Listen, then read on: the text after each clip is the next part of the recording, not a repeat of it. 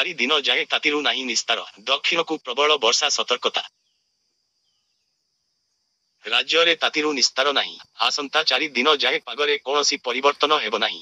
ଏହାପରେ 2ରୁ ଡିଗ୍ରୀ ପର୍ଯ୍ୟନ୍ତ ତାପମାତ୍ରା ବୃଦ୍ଧି ପାଇବ। ବୁଧବାର 14 ସହରରେ ତାପମାତ୍ରା 40 ଡିଗ୍ରୀ କିମ୍ବା ତାଠାରୁ ଊର୍ଦ୍ଧ୍ୱ ରହିଥିଲା। ନୂଆପଡ଼ାରେ ସର୍ବାଧିକ 42.2 ଡିଗ୍ରୀ ତାପମାତ୍ରା ରେକର୍ଡ କରାଯାଇଥିଲା।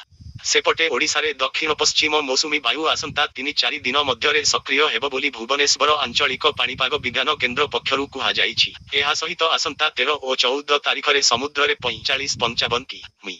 ବେଗରେ ପବନ ବହିବାର ସମ୍ଭାବନା ରହିଛି। ତେଣୁ ଏହି 2 ଦିନ ସମୁଦ୍ରକୁ ନ ଯିବାକୁ ମତ୍ସ୍ୟଜୀବୀଙ୍କୁ ପରାମର୍ଶ ଦିଆଯାଇଛି। ଆଜିଠାରୁ କାଳବୈଶାଖୀ ପ୍ରଭାବରେ ରାଜ୍ୟର ବିଭିନ୍ନ ସ୍ଥାନରେ ବିଜୁଳି ଘଡ଼ଘଡ଼ି ସହ ବର୍ଷା ହୋଇପାରେ। ଗତ 24 ଘଣ୍ଟା ମଧ୍ୟରେ ଫୁଲବାଣୀରେ 49.6 ମି. ଏବଂ ନବରଙ୍ଗପୁରରେ 26.4 ମି. ବର୍ଷା ହୋଇଛି। ଆଜି ଗୁରୁବାର ପାଇଁ କୋରାପୁଟ, ମାଲକାନଗିରି, ରାୟଗଡ଼ା ଏବଂ ନବରଙ୍ଗପୁରରେ ପ୍ରବଳ ବର୍ଷା ନେଇ ହଳଦିଆ ସତର୍କତା ଜାରି କରାଯାଇଛି।